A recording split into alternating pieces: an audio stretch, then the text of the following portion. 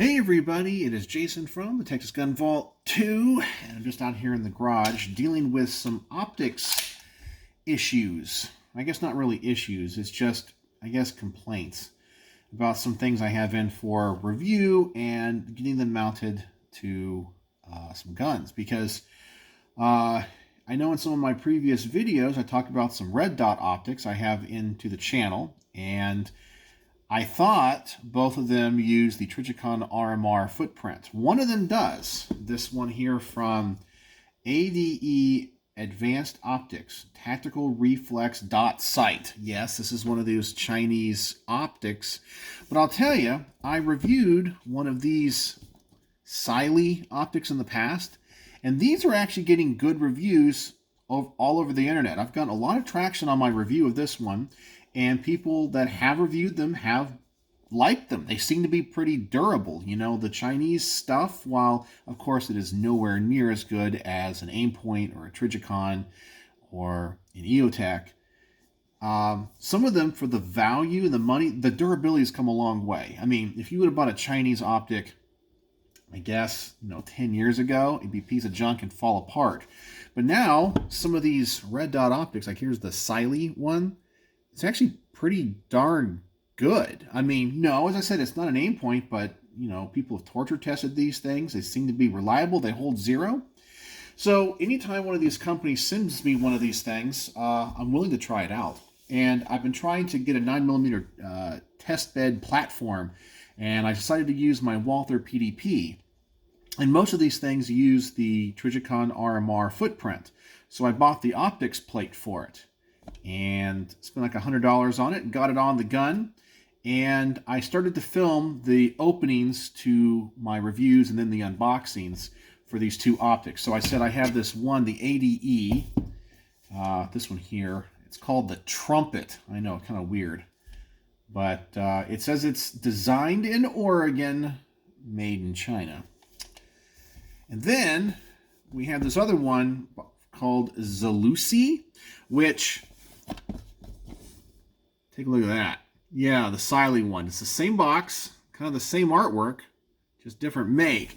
But I will tell you, the two optics are a little bit different. And I assumed this one was a Trijicon RMR as well. So I filmed the opening, I unboxed it, and it's not. So I have to kind of redo it. And I don't know, I want to talk to you guys about this one.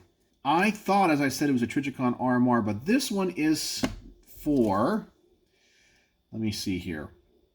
This is called the Owl, and it says it's a full-size reflex sight, is designed to work with the Vortex Viper or doctor-compatible footprint. Now, I have nothing that I can fit this on pistol-wise. Do you? And when you guys do these optics mounting plates, what do you guys use? Do you guys prefer this Vortex Viper or the Doctor one? I had never even heard of the Doctor one. I thought this might be a misprint. But I went online and, yeah, it's an actual optics footprint. However, they do misspell it here. Here they spell it Doctor, like D-O-C-T-O-R. But it's D-O-C-T-E-R is the actual name of the company and the footprint of that. So this optic will not mount onto any gun that I have, pistol-wise. So it won't use a Trijicon RMR. Nobody makes an optics plate for it. This thing is too long. The optic itself, even if there was an optics plate for it, it won't fit on most cuts. So I'm probably going to have to review this one on top of a rifle. It does have a 1913 rail mount with it. So that's probably what I'm going to do.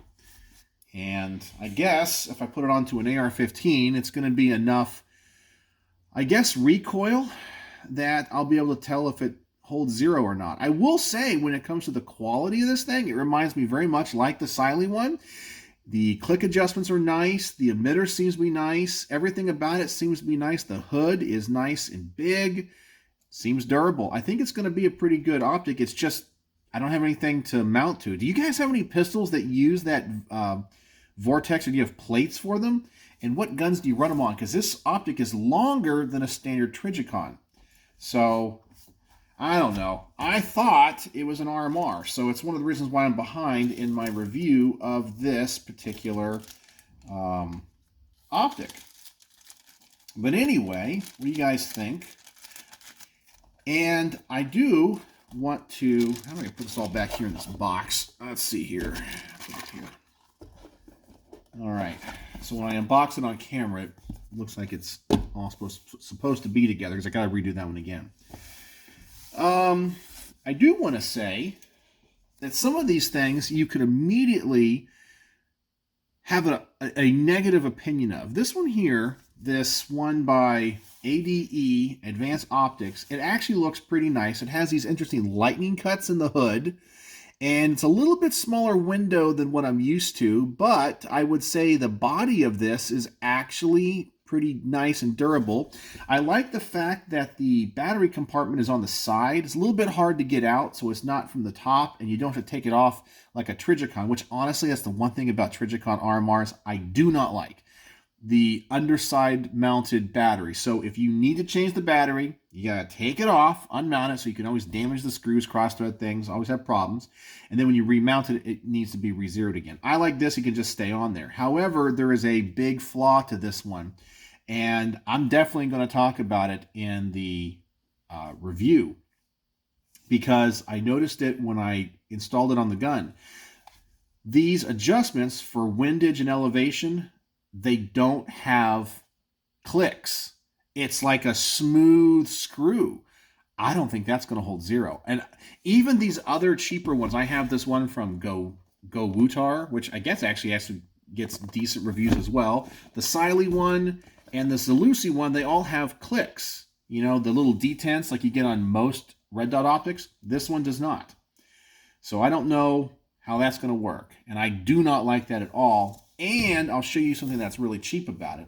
Even though this one is about comparable in price to all of the other ones that I have here on the table, it does a stupid way of giving you some type of adjustment. So you get this little knob thing, which I guess you use as like a screwdriver or something. I don't know. This is absolutely unacceptable right here. It just needs to have clicks, and it needs to tell you what the MOA on the clicks are. So this whole designed in Oregon thing, I don't know. I mean, I'm going to give it a real shot. You know, I'm going to take it to the range. I'm going to try it out. We're going to see. It might be great. The color of the dot's pretty good. It's a nice crimson. The glass seems to be clear. I don't have any other issues, but no click adjustments. It's just a smooth. I don't think you're going to be able to dial that in, and I don't think this thing is going to hold zero, especially when it's cycling on a Walther PDP 9mm. I just don't see it happening, but we are going to try. So that's what's going on here on the table tonight. And so if you guys are into the red dot optics on pistols, tell me about the Vortex Viper Doctor footprint and what you guys know about it. And do you guys run that footprint? Does it have any advantages over the RMR? Because it appears that it's a longer footprint. I just have no experience with it, and I thought this one did. So it's going to have to go on a rifle for the review. And do you think that's okay? I think putting it on an AR-15 in 5.56 is enough recoil to, I guess kind of test it out. So let's talk about something else, a little bit of gun talk, a little bit of YouTube chat, a little that's going on. I guess you guys heard that in the recent past, the Matt Hoover case got a little bit of traction in the news. I guess the prosecutor in that case was trying to go after, what was it, John Crump, one of those reporters, for, I guess, talking about it and releasing information about it. And the judge stopped it all and said, told the prosecutor, you can't go after people that aren't even part of the case. You can't muzzle them. You can't do that. It was just a vindictive prosecutor. And because of that, my videos on Matt Hoover have been getting more clicks. Now, I even thought about those videos in about a month and a half or 2 months. But now all of a sudden I'm getting lots of comments on those videos because, it's back in the news. So I guess it's being recommended, or people are seeing it as they're looking up stuff on YouTube.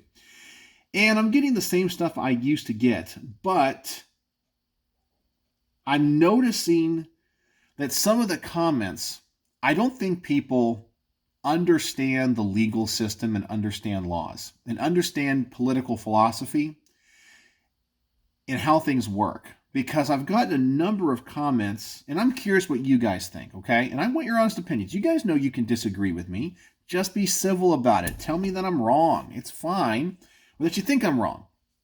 But in that video, I talk about how I'm a libertarian. And I still think he's guilty of breaking the law because of intent, okay? You know, because there are laws that you can literally not commit the crime, but because you intended on committing the crime, you can get arrested for that crime. So a couple of examples are drug deals, you know, either selling a controlled substance or buying a controlled substance. If you go to somebody with the intent of buying a controlled substance and it's an undercover cop, they don't give you real drugs and you don't buy real drugs, so you didn't actually buy drugs. But because you had the intent to buy drugs, you can get arrested. Same thing goes with prostitution. Now, I think that especially low-level drug offenses should be legal, and I have no reason to believe that prostitution should be illegal. I mean, it's absolutely silly. It could be regulated and taxed. What consenting adults do is their own business, right? As long as it doesn't involve human trafficking or kids, okay? If it's consenting adults, who cares? It needs to be controlled, regulated, and taxed. That's the way that I look at it, because, you know, I mean, we can all joke, but, you know, if you take your girlfriend out to dinner and a movie and pay for all that and, you know, buy her some nice clothes and things happen that night, you know, I mean, did you pay for it? I don't know. It's like I was joking. My dad told me once, he says, you know, whether you're married, have a girlfriend, whatever, he says, you always pay for it. You know, it's kind of a joke, but it's true, you know. But that aside, people are saying that, or asking me, how can I be a libertarian if I think that he's guilty of breaking the law? And I don't think people understand the difference between agreeing that a law is unconstitutional or silly or stupid, and then also agreeing that a law that you disagree with can be broken and someone can be found guilty for it. So, for example, I might not agree that the speed limit on a certain road should be 40 miles an hour. And I personally agree that that should be either 60 miles an hour or there shouldn't be speed limits at all. But somebody is legitimately caught going 55 in the 40. They know it was 40 miles an hour. They decided to go 55, and a police officer gives them a ticket. He goes to court, maybe it's a trial, and a jury would find him guilty. I can say, I disagree with the law, but as the law is written and currently enforced, he broke the law and is guilty. Does that make any sense? There's two different things here, and what we're getting into is jury nullification, which is a whole topic unto itself. But people, I don't think are, I'm not going to say not intelligent enough to understand the differences, but so many people with so many things in the gun community, they're so passionate about, and it comes from the heart, that I don't think they understand how the law works, how the law is implemented, and how to go about changing it, that's why we constantly lose. Because just like we make fun of the snowflakes, you guys know what I'm talking about, people that need safe spaces because they live in this world of emotion. So many people in the gun world live in the world of emotion that they don't want to learn facts. They don't want to learn how the law actually works, how the law is implemented, how the law is written. It's just, you're a libertarian, you think he's guilty? Okay, I think he's guilty of breaking the law of intent to, sell machine guns. I think he kind of is, because he intended, he told people to scratch your full auto itch. He said all these things, okay? Now, is the device he was selling that? No. But it's no different than, somebody selling, or saying, hey, I got these, baggies of drugs or whatever. You want to buy one? And someone says, sure. Well, you had the intent to sell a controlled substance. The person had an intent to buy a controlled substance, even though what you put in that bag might be baking soda. Okay? It's still a crime. That's the way that I look at it. I don't agree it should be a crime, but the way the law is written, it is a crime. There you go. But I don't think people understand the difference. And That's why we lose. That's why we lose, because people do not understand the nuance. The people that are pushing the anti-gun laws, that play these tricks, that play these mind games with, how laws are written or how laws are interpreted, they're playing chess. And so many gun owners are playing checkers because they just look at the board from a superficial standpoint. They don't understand the nuances. They don't understand the minutiae of everything that's going on, and they get steamrolled. Because, once again, if you can't tell the difference that I'm saying I'm a libertarian, I don't think that the NFA is constitutional. However, regardless of if I think it's constitutional or not, doesn't mean that if somebody, knowing what the law is, breaks that law and gets found guilty, that I can't say, well, they're guilty. They're guilty of breaking that law. I don't have to like the law, but if the law says you can't do X and that person does X, that person is guilty of breaking that law, even if I feel that X should not be a crime. Does that make any sense? And it's another reason why I keep saying we're going to lose our gun rights, because gun owners are just like the snowflakes. Most of them are. Most of them. Because it's an emotional argument. It feels good to do things. It feels good to say things like the ATF can't create law or whatever, and completely ignore what's actually happening, how the law is enforced, what precedent is, what tradition is. You can say shall not be infringed, and I can agree with you. The Second Amendment says shall not be infringed. But there's a hell of a lot of infringement out there, and a lot of the people that say shall not be infringed follow the infringements because they follow the law, because for the most part they're good people, and while they probably disagree with the laws, they do the right thing. And that's a good thing, right? It is a good thing. We can work together to repeal those laws or change those laws, but it doesn't change the fact that you can say shall not be infringed all you want. You're being infringed upon all the time. Then you're okay with it. When you go and buy a gun at a gun store and you fill out a 4473, you're complying, right? We've gone through all this, but people don't seem to understand that. So I just wanted to talk about that tonight. Nothing that's really, bothering me. It's just I wish that I was a better communicator. I fully admit that one of the things that, maybe it's because I'm a teacher, that bothers me is when I try to teach a concept to a student, and the way that I teach it, they don't understand. And I go, okay, so let me rephrase this. Let me approach this from a different way. Some students are logical thinkers, some are emotional thinkers, some are visual, some are oral, some are, tactile. So you go, okay, so this strategy didn't work. Let me approach this a different way. Okay, so this doesn't make sense. Okay, this third way doesn't make sense. Let's try it this way. Let me represent it with a graph. Let me whatever.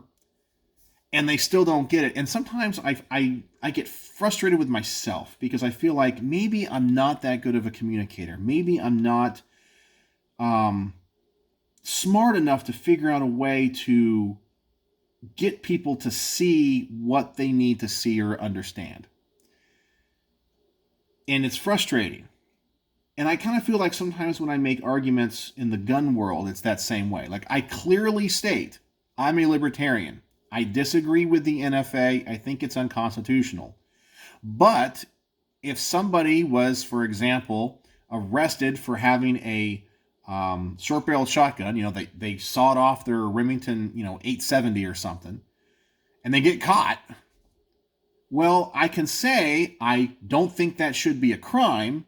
However, I can see where, as the law is written and currently enforced since 1934, they're guilty. I don't think they should be guilty, and if I was on a jury, I'd probably vote to nullify the law. But I can see why they're guilty. It could say, as the law is written, it's guilty. Am I making any sense? I don't know. I guess it's just my desire to want to educate and to reach people and to have what I think are intellectual debates. And sometimes I can't. I can't get people to see the minutia of an argument, the gray scale between white and black, because that's where most of the world exists, is not the white and black, you know. So that's just the way it is. And sometimes I get a little bit frustrated, not with the people, but with myself. And I feel like I lack those communication skills. Because when I make videos, you know, like when I review this red dot, I come out here with no script. I have an idea of what I want to say. I unbox it, and often as I'm unboxing it or mounting it to the gun or whatever, or getting it to the range, I just say what I experience, you know, and I express my thoughts. And I try to be as clear and concise as I possibly can be, but it's not always written out, because that's just not how I operate. Everything I do is off the cuff. Everything I do is just that way. But anyway, am I making any sense on this argument? So tell me in the comment section below if you understand, and tell me about the Vortex Viper Doctor footprint. What do I need to know about that? Because I don't know any other pistols that take it. And do you have pistols that have that footprint?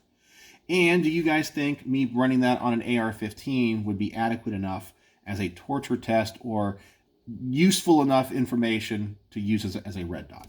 So I would appreciate your input, because I got to figure out what I got to do with that review. But I already know what I'm going to do with this one. But those lack of clicks are going to bother me, and I don't think it's going to do well. But that's just me. But you'll see the range report and the product review when I get it out. So let me know what you guys think in the comment section below, and thank you for spending your evening with me here in the garage. I always enjoy our interactions.